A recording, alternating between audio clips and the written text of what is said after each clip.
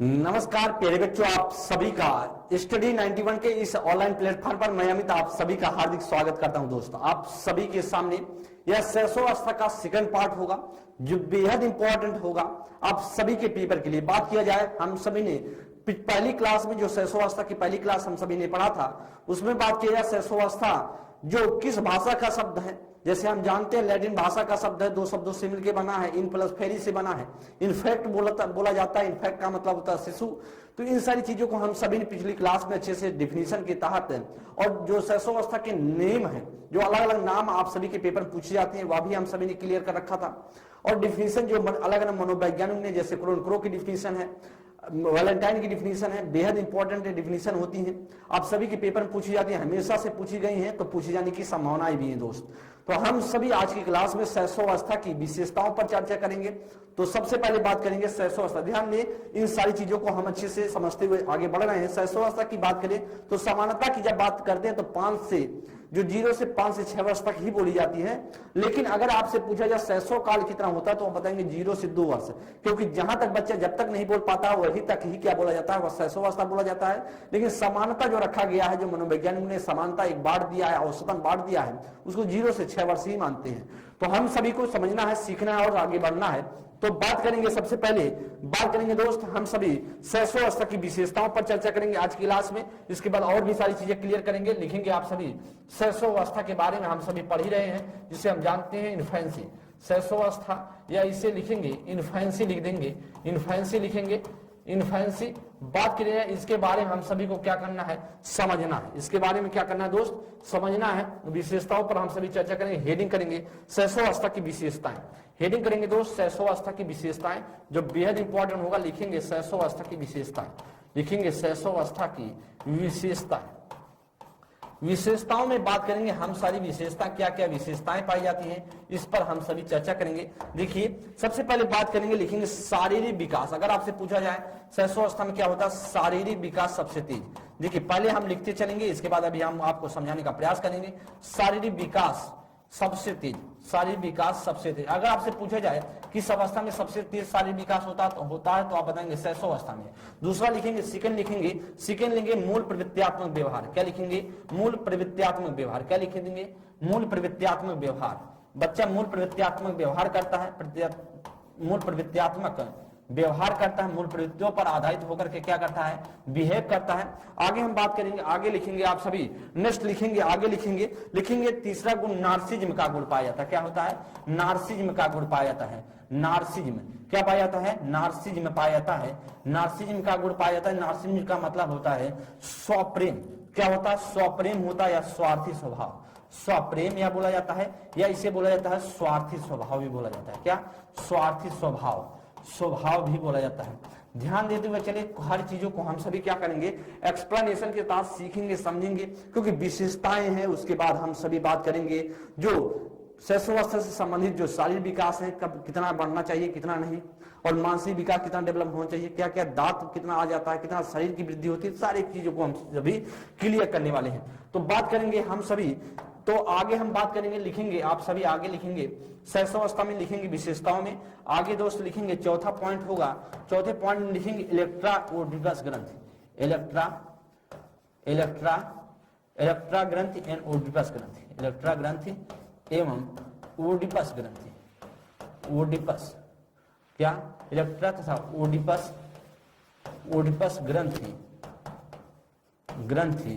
ग्रंथि या समलिंगी ईर्ष्या। समलिंगी ईर्ष्या भी इसमें होती है बच्चों में। समलिंगी क्या होती है, ईर्ष्या होती है, समलिंगी ईर्ष्या होती है। आगे बात करेंगे, नेक्स्ट लिखेंगे दोस्त, आगे दोस्त लिखेंगे परनिर्भरता। क्या लिखेंगे, परनिर्भरता की उम्र बोली जाती है, परनिर्भरता या परनिर्भरता की उम्र बोली जाती है। आगे लिखेंगे, नेक्स्ट लिखेंगे कि अनुकरण की प्रवृत्ति, इसमें क्या पाई जाती है विशेषता, अनुकरण की प्रवृत्ति भी पाई जाती है, अनुकरण की प्रवृत्ति भी पाई जाती है। आगे 7 नंबर में लिखेंगे दोहराने की प्रवृत्ति। क्या, दोहराने की प्रवृत्ति भी पाई जाती है, दोहराने की क्या पाई जाती है, प्रवृत्ति भी पाई जाती है। तो ये सारी चीजें आपकी विशेषताएं हैं। आगे हम विशेषताओं पर चर्चा करेंगे। नेक्स्ट विशेषता लिखेंगे आप सभी, नेक्स्ट लिखेंगे दोस्त, आगे बात करेंगे, नेक्स्ट लिखेंगे विशेषताओं में लिखेंगे लिखेंगे नैतिकता का अभाव।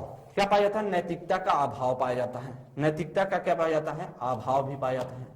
इस अवस्था में नैतिकता का क्या होता है? अभाव होता है। नैतिकता का अभाव भी होता है। नैतिकता का अभाव, बच्चा नैतिक बातें नहीं कर पाता है, नैतिकता का अभाव होता है। लिखेंगे जिज्ञासा की प्रवृत्ति। क्या लिखेंगे? जिज्ञासा की प्रवृत्ति। जिज्ञासा की प्रवृत्ति भी होती है। अभी हम सारी चीजों को समझने वाले हैं, पहले हम लिख लेते हैं जिज्ञासा की प्रवृत्ति। नेक्स्ट लिखेंगे बच्चे में क्या होती है? झूठ बोलना। झूठ बोलना बहुत अच्छे से जानता है, इसमें झूठ बोलना। और लिखेंगे आगे, लिखेंगे झूठ बोलना। खिलौनों से रुचि। खिलौनों से रुचि। खिलौनों से रुचि होती है। क्या होती है? खिलौनों से रुचि होती है। अगला लिखेंगे, नेक्स्ट लिखेंगे, अगला नेक्स्ट लिखेंगे, अगला नेक्स्ट लिखेंगे दोस्त, अगला नेक्स्ट लिखेंगे खिलौनों से रुचि। नेक्स्ट लिखेंगे खिलौनों से रुचि। लिखेंगे क्षणिक मित्रता। क्षणिक मित्रता क्या होती है? उनकी क्षणिक मित्रता होती है। क्षणिक मित्रता होती है। क्षणिक मित्रता होती है। मित्रता होती है, पहले हम लिखेंगे, देखिए क्षणिक मित्रता होती है।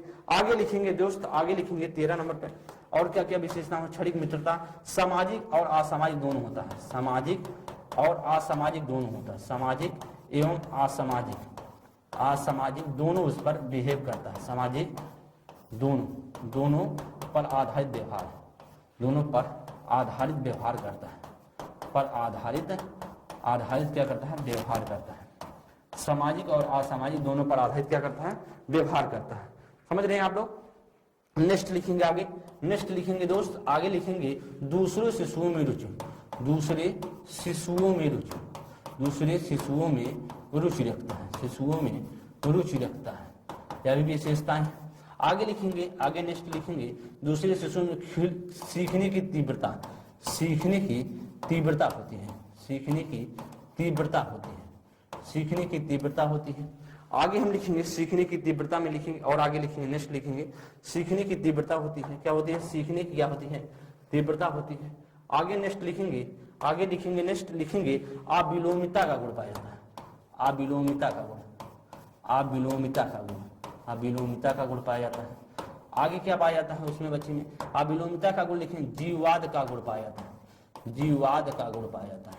क्या? जीववाद का गुण पाया जाता है। नेक्स्ट लिखेंगे जीववाद का गुण पाया जाता है। नेक्स्ट लिखेंगे दोस्त जीववाद का गुण पाया जाता है।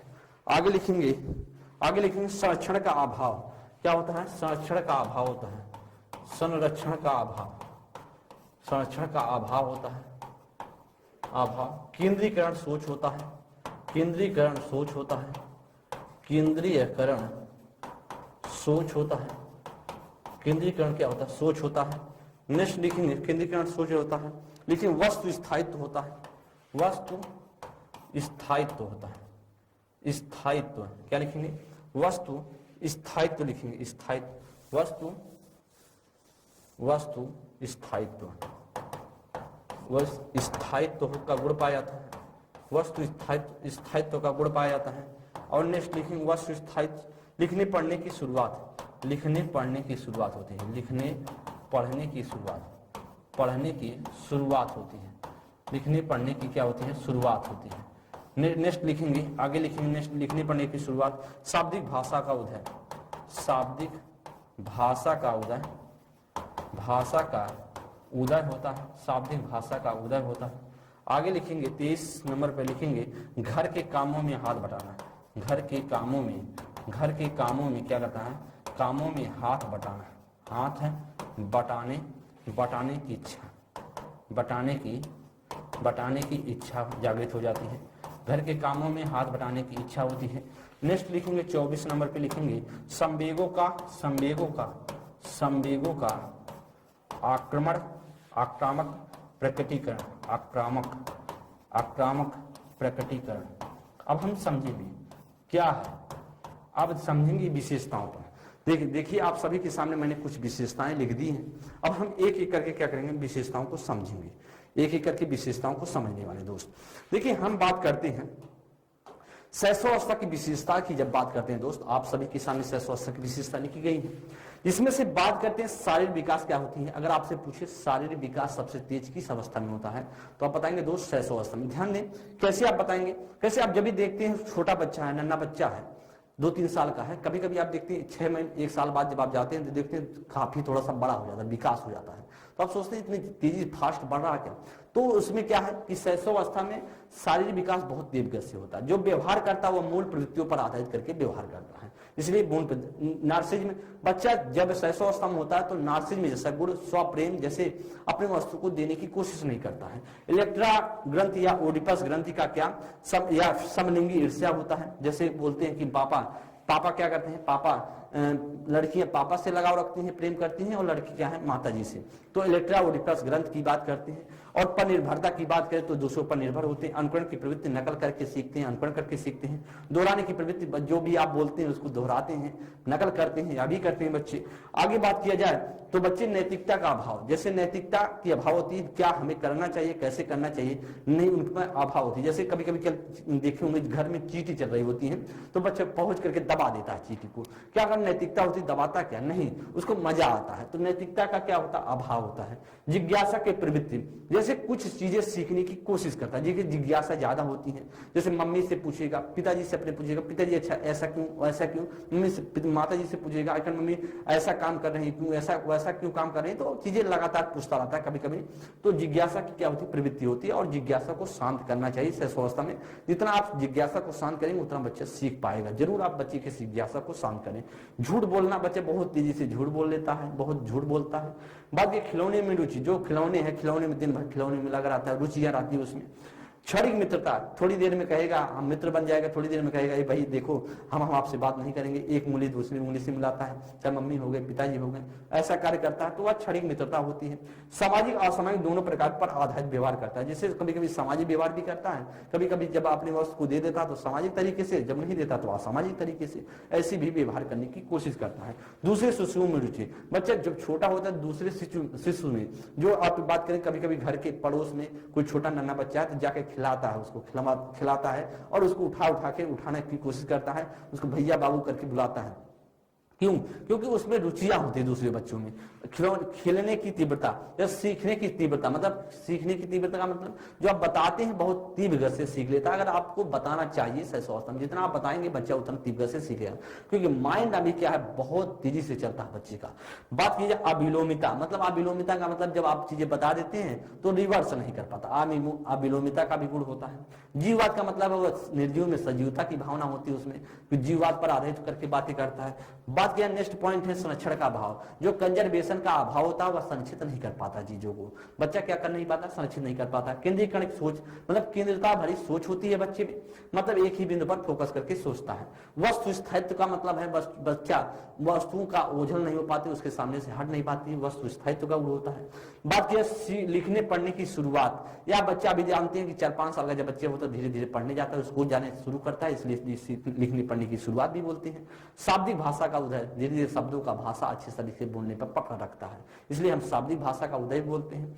घर के कामों में हाथ बटाने की इच्छा, जैसे कोई काम होता रहता है तो बच्चा जाकर उसी में हाथ बटाएगा मम्मी के साथ। जैसे कभी कभी मम्मी रोटी बनाती हैं तो जाकर के रोटी को जो आटा होता है उसको खींच कर वैसे बनाने का प्रयास करता है, लड़कियां भी करती हैं, ऐसा भी होता है चीजें। तो घर के कामों में हाथ बटाने की इच्छा होती है। संवेगों का आक्रामक प्रकटीकरण, या आक्रामक प्रकटीकरण का मतलब होता है जब अब उसका काम नहीं हो पाता है तो नीचे गिर कर लोटने पोटने लगता है, तो लोटे पोटेगा, मिट्टी में खेलने लगता है, मतलब गिरने लगता है कि हम नहीं ऐसा नंगा, थोड़ा सा बदमाशी टाइप का करने लगता है। तो अब क्या होता है कि जो संवेग है उसका आक्रामक प्रकटीकरण करता है दोस्त। तो ये सारी चीजें आपकी विशेषताएं हैं क्या, या शैशवावस्था की जो विशेषताएं हैं बहुत महत्वपूर्ण थी, या थी बहुत ही महत्वपूर्ण। हम बात करें शारीरिक विकास की बात करें, शैशवावस्था में शारीरिक विकास, हेडिंग करेंगे शैशवावस्था में शारीरिक विकास, समझेंगे शैशवावस्था में शारीरिक, हेडिंग करेंगे दोस्त शैशवावस्था में शारीरिक विकास, शैशवावस्था में शारीरिक विकास।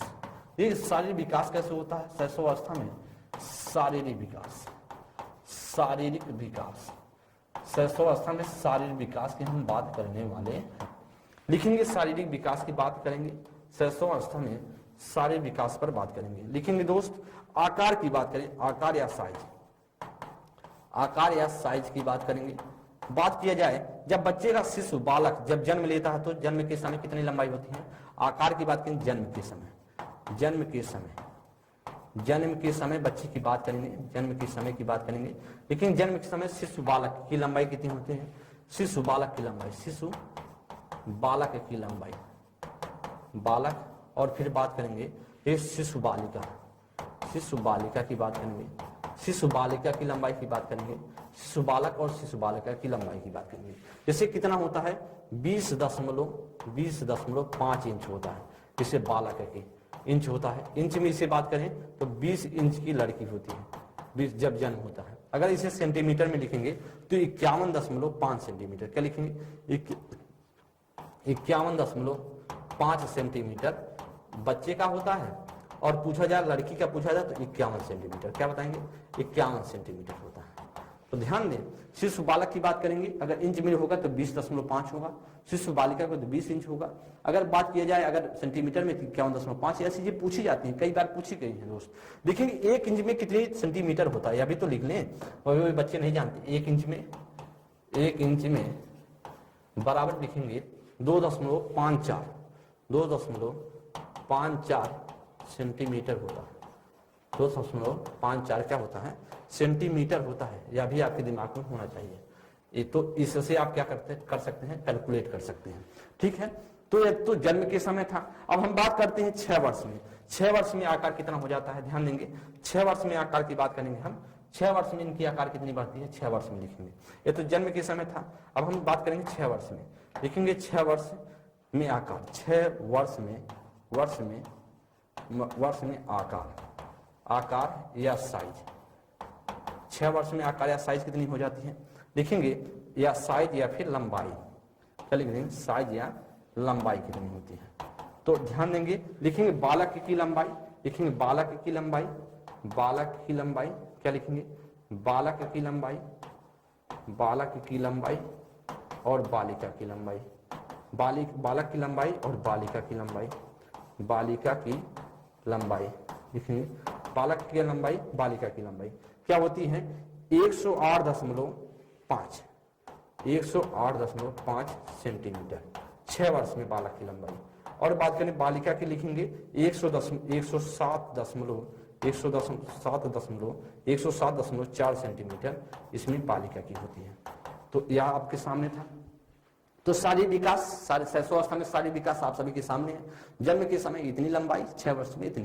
तो आपको समझना है, मैं इंच बराबर भी लिख दिया हूं 2.54 जो इंच होता है। क्या एक इंच में कितनी सेंटीमीटर 2.54 सेंटीमीटर होता है। आगे हम बात करेंगे भार की बात करेंगे, लिखेंगे भार। आगे हम क्या लिखेंगे, भार लिखेंगे दोस्त। तो आगे हम लिखेंगे भार, लिखेंगे हेडिंग कर देंगे भार। क्या लिखेंगे भार, हम बात करेंगे कि भार कितनी होती है, क्या होती है भार कितनी होती है। लिखेंगे भार या वेट, लिखेंगे भार कितनी होती है, भार कितनी होती है, वेट कितना होता है, वेट कितना होता है, वेट की बात करेंगे हम। लिखेंगे वेट के लिए, लिखेंगे बालक लिखेंगे बालक जन्म के समय, लिखेंगे बालक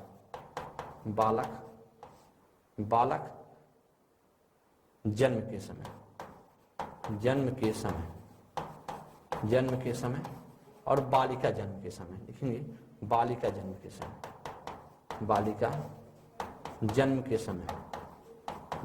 समय कितनी भार की होती है, बालक जन्म के समय बालिका जन्म के समय। लिखेंगे 3.2, क्या लिखेंगे 3.2 kg बालक होता है और बालिका कितनी होती है, लिखेंगे 3 kg की होती है, 3 kg की। और बालक कितना है 3.2 मतलब 200 ग्राम ज्यादा होता है। अगर आपसे पाउंड में पूछे तो पाउंड में लिखेंगे 7.15 पाउंड। और इसमें बालिका के पूछे तो लिखेंगे 7.13 पाउंड लिखेंगे।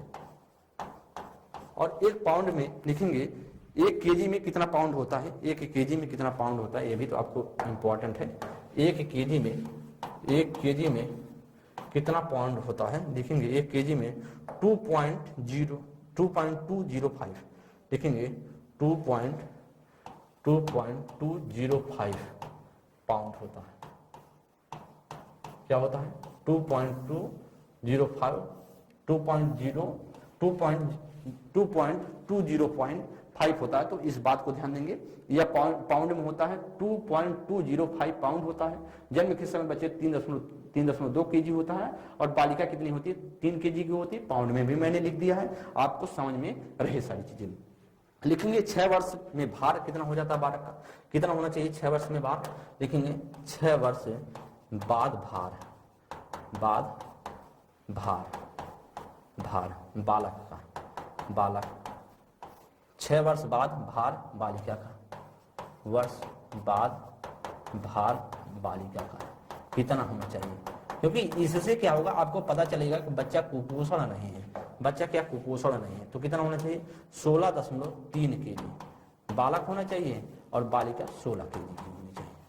तो इस बात को भी ध्यान देंगे, या इस बात को आप लोग अच्छे से ध्यान देंगे। यह चीजें भार है, वेट कितना होना चाहिए, यह भी इंपॉर्टेंट है दोस्त। तो पढ़ते चले, सीखते चले। आगे हम बात करेंगे सिर तथा मस्तिष्क, सदा सिर तथा मस्तिष्क की बात करेंगे। हेडिंग करेंगे सिर तथा मस्तिष्क। क्या करेंगे, सिर तथा मस्तिष्क, लेकिन हेडिंग करेंगे सिर तथा मस्तिष्क, सिर तथा मस्तिष्क, सिर तथा मस्तिष्क, सिर तथा मस्तिष्क। लिखेंगे head and brain, head and brain की बात करेंगे। कितना क्या विकास होना चाहिए, कितना क्या विकास होना चाहिए, सिर और मस्तिष्क की बात करने वाले हैं। लिखेंगे दोस्त, लेकिन जन्म के समय नवजात, लिखेंगे नवजात शिशु का सिर, नवजात शिशु का सिर, नवजात शिशु का सिर, शिशु का सिर, सिर, नवजात शिशु का सिर उसके शरीर की अपेक्षा बड़ा होता है, उसके शरीर की अपेक्षा, सिर उसके शरीर की अपेक्षा क्या होता है, अपेक्षा बड़ा होता है, अपेक्षा बड़ा होता है, अपेक्षा क्या होता है, बड़ा होता है। अगर आपसे पूछा जाए नवजात शिशु का जो सिर पूछा जाए, उसके शरीर से क्या होता है, बड़ा होता है, शरीर से उसका सिर बड़ा होता है। कितना होता है अभी लिखेंगे। जन्म के समय, देखें जन्म के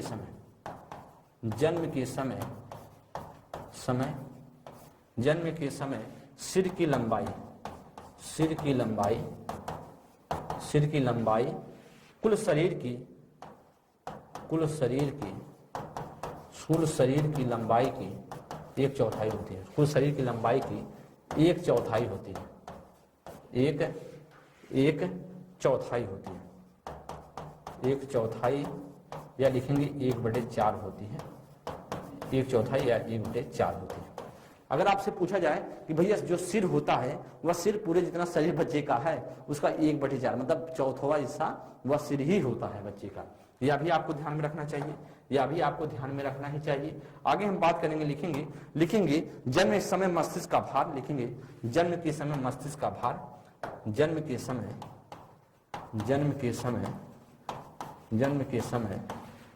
मस्तिष्क का भार पूछा जाए कितना होना चाहिए, लेकिन 350 ग्राम होता है, 350 ग्राम होता है।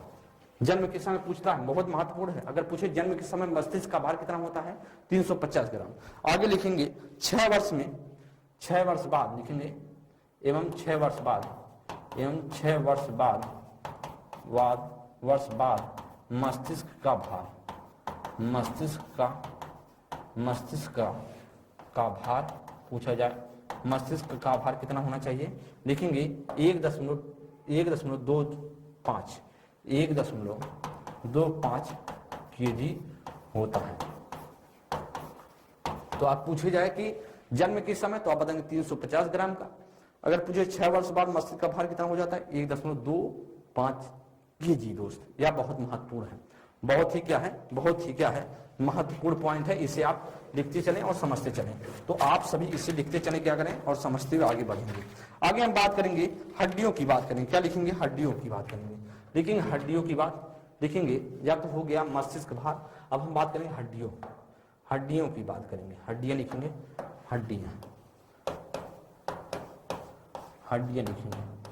हड्डियां लिखेंगे, बोन्स की बात करेंगे। हड्डियां लिखेंगे, हड्डियां कितनी होनी चाहिए, बोन्स की बात करेंगे। लिखेंगे नवजात शिशु में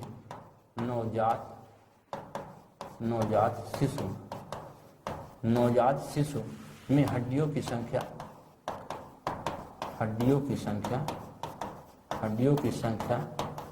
नवजात शिशु में हड्डियों की संख्या लगभग 270 होती है, लगभग 270 होती हैं। कितनी होती हैं? लगभग 270 होती हैं। अगर आपसे पूछी जाए नवजात शिशु में हड्डियों की संख्या कितनी होती है? 270 होती है दोस्त। आगे बात करेंगे, लिखेंगे दांत, लिखेंगे दांत, लिखेंगे आगे हम बात करेंगे दांत, लिखेंगे दांत, लिखेंगे हेडिंग कर देंगे दांत, दांत लिखेंगे, तीत लिखेंगे, तीत लिखेंगे, दांत की बात करेंगे, दांत में लिखेंगे, दांत में क्या लिखेंगे? लिखेंगे जन्म के समय शिशु में दांत नहीं होते। जन्म के समय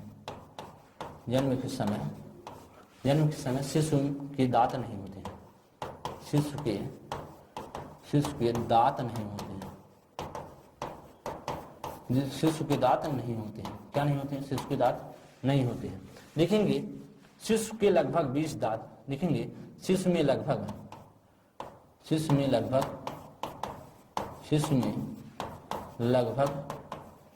20 दांत। 20 दांत क्या हो जाते हैं? 20 दांत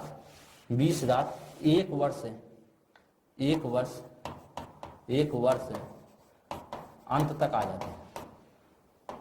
एक वर्ष के अंत तक आ जाते हैं। सबके सब क्या होते हैं? अंत तक वर्ष के अंत तक आ जाते हैं। और सभी क्या होते हैं? दूध के दांत होते हैं। तब सभी के सभी क्या दांत होते हैं? दूध के दांत होते हैं। तो शिशु के एक वर्ष में कितना हो जाता है? वह 20 दांत हो जाते हैं। 20 दांत आ जाते हैं लगभग एक वर्ष की आयु तक सभी आ जाते हैं। और क्या होते हैं? वे सभी के सभी दूध के दांत होते हैं। सभी के सभी क्या होते हैं? दूध के दांत। और यहीं पर बात किया जाए तो 5 से 6 वर्ष तक जाते सभी दूध के दांत गिर जाएंगे। इसके बाद क्या होगा? बच्चे का फिर दांत आते हैं। फिर से क्या होते हैं? जो स्थायी तौर पर हैं वह दांत आते हैं। तो आपसे अगर पूछा जाए जन्म के समय तो दांत होता ही नहीं है। बात की एक वर्ष के अंत तक बात किया जाए बच्चे के दूध के दांत 20 आ जाते हैं। और बात किया जाए अगर आपसे पूछा जाए कि 5 से 6 वर्ष तक जाते सभी दूध के दांत गिर जाते हैं। इसके बाद नए दांत आते हैं दोस्त। तो आप सभी के सामने यह बहुत महत्वपूर्ण चीजें थी। अब हेडिंग करेंगे हम, इसे आप लिख लेंगे, इसे आप लिखेंगे, आगे हम बात करेंगे दोस्त। इसे आप क्या करें? लिख लें। आप क्या करें? लिख लें। आगे हम बात करेंगे गामक विकास की बात करेंगे। क्या लिखेंगे? गामक विकास लिखेंगे। गामक विकास की बात करेंगे। बच्चे में गामक विकास तो 2 तरीके से विकास होता है। तो गामक विकास की बात करेंगे बच्चों में 2 तरीके से होता है। लिखेंगे गामक विकास में, लिखेंगे गामक विकास के प्रकार। गामक विकास शैशवावस्था में गामक विकास लिखेंगे शैशवावस्था में गामक विकास। शैशवावस्था में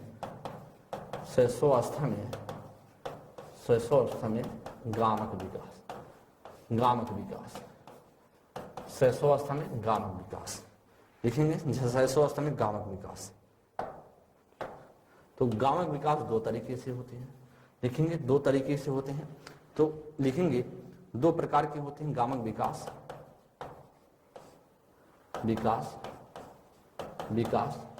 लिखेंगे बच्चे में गामक विकास मुख्य रूप से 2 प्रकार के होते हैं। गामक विकास या गामक कौशल लिखेंगे। गामक कौशल 2 प्रकार से होते हैं।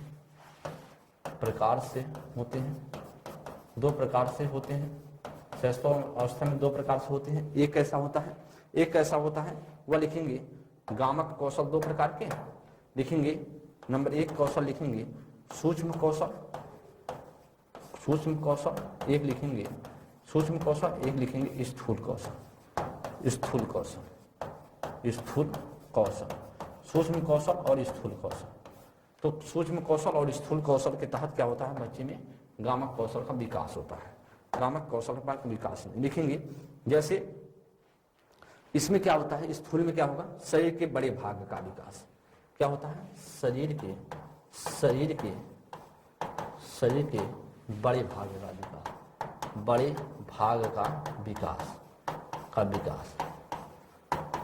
बड़े भाग का विकास। शरीर के बड़े भाग का विकास होता है स्थूल में। सूक्ष्म में छोटी मांसपेशियों का नियंत्रण। छोटी लिखेंगे छोटी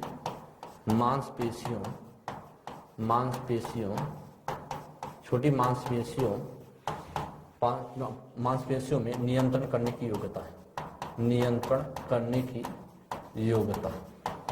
योग्यता। जैसे बात किया जाए छोटी मांसपेशियों का नियंत्रण करने की योग्यता की बात करें, जैसे कभी कभी क्या होता है कि बड़े, जैसे कोई चीज बच्चा वस्तु को पकड़ाया जाता है, छोटा बच्चा होता है तो वो बॉल को पकड़ाया गया तो पूरे जैसे क्या करेगा, पूरा एकदम शरीर ले जाके पूरा पकड़ने की बॉल की कोशिश करेगा। तो लेकिन धीरे धीरे क्या हो जाता है, बच्चे में समझ जाता है कि भैया हम पूरे शरीर को नहीं ले जाना है, हाथ से पकड़ लेंगे तो पकड़ में आ जाएंगी चीजें। तो दो तरीके से गामक विकास होता है, वह एक स्थूल कौशल की स्थूल की तरह, एक सूक्ष्म की तरह। यह आप सभी के लिए महत्वपूर्ण था। एक स्थूल की तरह, एक क्या होता है, एक सूक्ष्म की तरह। दो तरीके से होता है, एक स्थूल में की तरह, एक सूक्ष्म की तरह। तो दोस्त आगे हम बात करेंगे शैशवावस्था में मानसिक विकास। लिखेंगे शैशवावस्था में क्या, इसे हम लिखेंगे शैशवावस्था में मानसिक विकास। हेडिंग करेंगे शैशवावस्था में मानसिक विकास।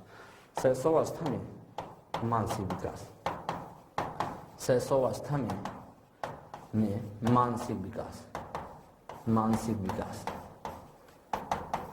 शैशवावस्था में क्या, मानसिक विकास। लिखेंगे शैशवावस्था में मानसिक विकास। भाई शैशवावस्था में मानसिक विकास कैसे होता है, इसे लिखेंगे मेंटल डेवलपमेंट इन इन्फेंसी। लिखेंगे mental development in infancy, mental development in infancy, infancy. इस पर हम सभी चर्चा करेंगे। इस पर क्या करेंगे, चर्चा। मेंटल डेवलपमेंट इन इन्फेंसी, तो शैशवावस्था में मानसिक विकास कैसे होता है, इस पर हम सभी क्या करेंगे, चर्चा करेंगे। लिखेंगे मानसिक विकास के अंतर्गत, लिखेंगे मानसिक विकास के अंतर्गत, मानसिक विकास के अंतर्गत, विकास के अंतर्गत, अंतर्गत मानसिक विकास के अंतर्गत लिखेंगे भाषा स्मृति तर्क चिंतन, भाषा स्मृति, स्मृति तर्क एवं चिंतन, एवं चिंतन। क्या लिखेंगे, लिखेंगे अंतर्गत भाषा विकास तर्क चिंतन, है ना, चिंतन, चिंतन कल्पना तथा, कल्पना, कल्पना तथा निर्णय, कल्पना तथा निर्णय आदि योग्यताएं आती हैं। निर्णयन तथा निर्णयन तथा आदि, आदि योग्यताएं आती हैं। आदि योग्यताएं, योग्यताएं आती हैं, आती हैं। आदि योग्यताएं क्या है, आती हैं। आदि योग्यताएं आती हैं, ये सारी चीजें होती हैं। लेकिन शैशवावस्था में, लिखेंगे शैशवावस्था में, शैशवावस्था में लिखेंगे शैशवावस्था में, शैशवावस्था में मानसिक विकास अत्यंत तीव्र से होता है। मानसिक विकास, विकास, विकास अत्यंत, अत्यंत क्या होता है, अत्यंत, अत्यंत तीव्र गति से होता है। तीव्र गति से, गति से होता है। अत्यंत क्या होता है, तीव्र गति से होता है। अगर आपसे पूछे कि मानसिक विकास अत्यंत तीव्र से होता है, चीजों को लिखें, समझें, परखें और आगे बढ़ते रहें दोस्त। ठीक, चलिए बात करेंगे। तो आप बताएंगे, आगे बात लिखेंगे, लिखेंगे नेक्स्ट लिखेंगे मनोवैज्ञानिकों के अनुसार, मनोवैज्ञानिकों के अनुसार, मनोवैज्ञानिकों के अनुसार, मनोवैज्ञानिकों के अनुसार, मनोवैज्ञानिकों के अनुसार लिखेंगे 3 वर्ष की आयु तक, 3 वर्ष की आयु तक, आयु तक 3 वर्ष की आयु तक लगभग 50%, लगभग 50% मानसिक विकास हो जाता है। बच्चे का मानसिक विकास हो जाता है, बच्चे का मानसिक विकास हो जाता है, विकास हो जाता है, हो जाता है। अगर आपसे पूछा जाए लगभग मानसिक विकास हो जाता है, कब तक हो जाता है, बच्चे शैशवावस्था के अंत तक। लिखेंगे 3 वर्ष की अंत तक बात करें, बच्चे का कितना हो जाता है, 50% बच्चे का मानसिक विकास हो जाता है, जो मनोवैज्ञानिक मानते हैं। आगे एक पॉइंट और लिखेंगे, महत्वपूर्ण है, इसे लिख लें और हम आगे बात करेंगे। नेक्स्ट क्वेश्चन, नेक्स्ट पार्ट लिखेंगे, ध्यान देंगे। लिखेंगे नवजात शिशु का मस्तिष्क कोरे कागज के समान होता है। नवजात शिशु का, नवजात शिशु का, शिशु का मस्तिष्क, मस्तिष्क कोरे कागज के समान होता है, कोरे कागज के समान होता है, समान होता है, होता है।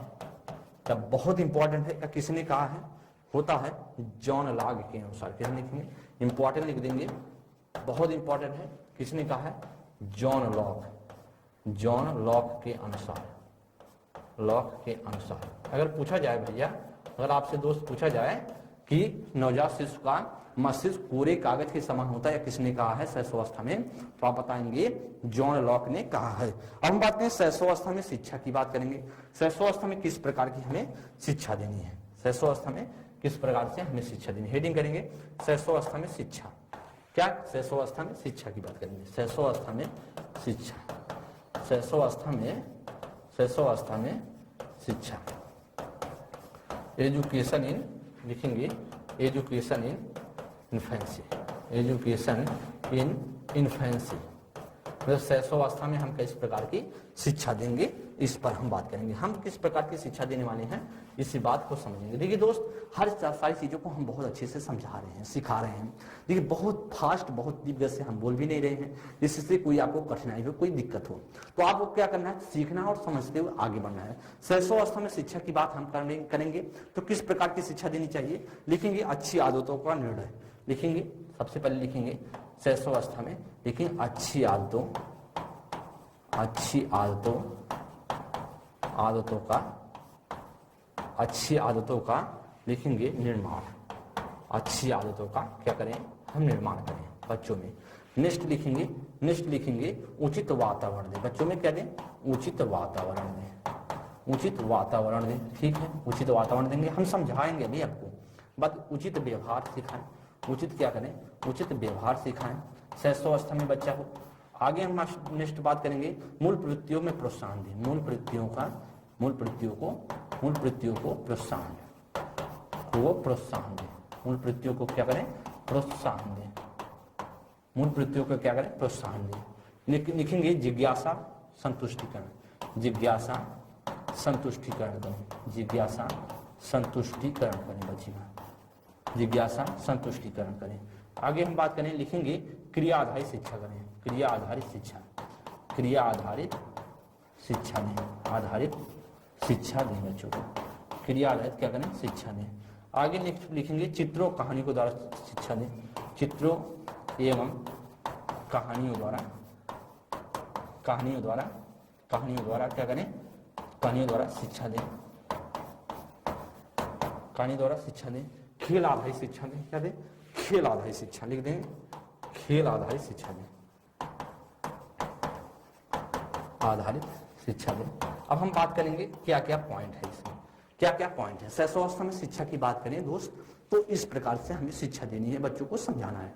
जैसे अच्छी आदतों का निर्माण है, उनको बताएं जो अच्छी आदत है, जो अच्छे नेचर है, जो अच्छा व्यवहार है, वैसा बच्चों को समझाने का प्रयास करें। बेटा देखो ऐसी चीजें करनी चाहिए, ऐसा करेंगे तो आपका व्यक्तित्व तो निखरेगा, और ऐसी चीजें बताएं, उनको समझाएं, सिखाएं, तो बच्चा सीखता चले जाएगा। जैसे अच्छी आदत क्या है, जैसे कभी कभी क्या होता है कि बच्चों को बताएं कि भैया जब खाना खाने जाओ आप तो पहले हाथ धुल लो और साबुन के साथ हाथ धुल करके खाना खाओ, तो ये क्या है, अच्छी आदत का निर्माण है। तो इससे क्या करेंगे बच्चे, उनकी आदत रहेगी और चीजें उनको जो कीटाणु है, जीवाणु है, इनसे बचाव होगा, रोग दोष नहीं होगा। तो इस प्रकार अच्छी आदतों का निर्माण, उचित वातावरण, जो अच्छा इन्वायरमेंट दे। जैसे उचित वातावरण का मतलब है कि घर में क्या होता है, छोटा बच्चा है, मार काट झगड़ा लड़ाई हो रहा है, तो क्या होगा, उसका उचित वातावरण नहीं मिलेगा तो बच्चा उसी हिसाब से ढल जाएगा जैसा आप माहौल देंगे। जब अच्छा माहौल नहीं मिलेगा तो पढ़ाई लिखाई नहीं कर पाएगा, लर्निंग नहीं कर पाएगा, सीख नहीं पाएगा। और बच्चे को ऐसे वातावरण देंगे तो, गंदा वातावरण देंगे तो फिर बच्चा क्या होगा, खराब हो जाएगा। उचित व्यवहार, उचित व्यवहार मतलब किसके साथ कैसा व्यवहार करना चाहिए, उस तरीके के उचित व्यवहार के बारे में बताएं। मूल प्रवृत्तियों का प्रोत्साहन, जो बच्चे का मूल प्रवृत्ति है, जो अभी जन्म से साथ उसकी मूल प्रवृत्तियां आई हैं, उसके तहत जो उनका क्या करें, प्रोत्साहन दें, उनको धीरे धीरे संतुष्ट प्रोत्साहित करें। चलिए जिज्ञासा की संतुष्टिकरण, जो बच्चा पूछ रहा है, जो बच्चा शैशवावस्था में है तो पूछ रहा है, उसको हम क्या करें, संतुष्ट करें, उसकी जिज्ञासा को शांत करेंगे। और फिर बात की क्रिया आधारित शिक्षा, मतलब बच्चों को क्रिया आधारित करके सीखने पर जोर देंगे। बेटा देखो ऐसे करो, चीजों करके खुद मत करो, खुद करो, फिर बच्चे को बताओ बेटा अब तुम ऐसे करो, ऐसे करोगे तो सीख जाओगे। मतलब एक बार करके फिर इसके बाद बच्चों को करवाए। तो क्रिया आधारित शिक्षा, चित्रों कहानियों द्वारा शिक्षा, मतलब जो बच्चों को शिक्षा दे, जो आप कॉपी किताब अभी आप किताब पढ़ाते हैं, जो छोटे बच्चों की किताब आती हैं उसमें चित्र ज्यादा होते हैं, बहुत कम चीजें मतलब चित्रों के माध्यम से बच्चा सीखता है। तो चित्रों और कहानियों के आधार पर हम शिक्षा देंगे तो बच्चा समझ जाएगा। ठीक देखो घोड़ा है तो आप क्या घोड़ा बताओगे तो नहीं सीख पाएगा, घोड़ा के चित्र दिखाओगे तो बच्चा सीख जाएगा। तो खेल आधारित शिक्षा, मतलब खेल खेल में आपको क्या करनी है, बच्चे को शिक्षा देनी है और सिखा देना है दोस्त। तो हम सभी के सामने जिसमें से बात करें सहस्वावस्था से संबंधित जो भी चीजें आप सभी के पेपर में पूछी जाती हैं उसको मैंने बहुत अच्छे से कोशिश किया समझाने को, सिखाने का। जिसमें से सहस्वावस्था की बात करें तो पहली जो लेक्चर्स हमारे जो पहली लेक्चर थी सहस्वावस्था में, उसमें हमने देखा कि सहस्वावस्था किस शब्द से बना है, कैसे उसका विकास हुआ है, सहस्त्रकाल कितने से कितना होता है, इन सारी बातों पर हमने चर्चा की। इसके बाद हम सभी ने परिभाषाओं पर बात की, जो डिफिनेशन पूछे जाते हैं बहुत महत्वपूर्ण है। आप सभी के पेपर में सीखने का अनोखा काल किसने कहा, वैलेंटाइन ने कहा। ये सारी चीजें आप सभी के पेपर में पूछी जाती हैं। जीवन का सबसे महत्वपूर्ण काल फ्रायर ने कहा है। तो ऐसी चीजें आपके पेपर में बहुत माइनरी हमेशा एक क्वेश्चन आया है, सहस्त्रावस्था, बाल्यावस्था, किशोरावस्था से हर बार एक दो डिफिनेशन आते ही आते हैं। तो कोई भी डिफिनेशन कहीं से पूछा जा सकता है, वो आप सभी के लिए इंपॉर्टेंट है, इसलिए आपको ध्यान में रखना है। उस तरह बात की, हम सभी ने सहस्त्रावस्था के नाम की बात की, चर्चा की, उस पर भी चर्चा की। और बात की सहस्त्रावस्था से संबंधित जो भी चीजें हैं हम सभी ने विशेषताओं पर भी चर्चा की। सहस्त्रावस्था में शारीरिक विकास कितनी होनी चाहिए, कितनी लंबाई होनी चाहिए, बच्चे का कितना भार होना चाहिए, बच्चे का 6 वर्ष में कितना भार हो जाना चाहिए, बच्चा कहीं कुपोषण का शिकार तो नहीं है। तो इस तरह के बच्चे का तो वेट करवाते रहे, बच्चे का मस्तिष्क देखते हैं। बच्चे जन्म के समय 350 ग्राम का भार, मतलब उसका भार होता मस्तिष्क का। इसके बाद बात किया जाए उसका जब 6 वर्ष का हो जाता तो 1.25 kg का हो जाता है। तो इन सारी चीजों को आपको जानना है, सीखना है कि बच्चा स्वस्थ है कि नहीं स्वस्थ है। इससे आपको बहुत सारी जानकारियां भी प्राप्त है। हमने सहस्त्रावस्था की शिक्षा की बात की। तो दोस्तों आप सभी के सामने ये सहस्त्रावस्था से संबंधित 2 लेक्चर में हम सभी ने अच्छे से सहस्त्रावस्था समाप्त कर दिया। अगले लेक्चर की बात करें हम सभी बाल्यावस्था पर चर्चा करेंगे। तो इस तरह से पढ़ते हुए आगे बढ़ेंगे, सीखते हुए आगे बढ़ेंगे। अगली क्लास में मिलेंगे, तब तक के लिए बहुत बहुत धन्यवाद। थैंक यू मित्र, नमस्कार। आप सभी कोई भी सुझाव हो, कोई भी आप सभी चाहते हैं, कोई भी जानकारी देना चाहते हो, कुछ आप सोचते हो कि हाँ सर जी ऐसे पढ़ाएं वैसे पढ़ाएं, आप अपना राय देना चाहते हैं, जरूर आप कमेंट बॉक्स में क्या करें, पिन कर दिया करें। और आप सभी को आपकी कमेंट का मुझे बेसब्री से इंतजार होता है। हम सोचते हैं बच्चे कुछ राय देंगे तो बच्चे के हिसाब से बाल केंद्रित शिक्षा है तो बाल केंद्रित शिक्षा के हिसाब से पढ़ाना भी चाहिए। तो हम इस तरह से प्रयास करते हैं बच्चों को समझाने और सिखाने का। तो अगली क्लास में मिलेंगे मित्र, तब तक के लिए बहुत बहुत धन्यवाद। थैंक यू मित्र, नमस्कार।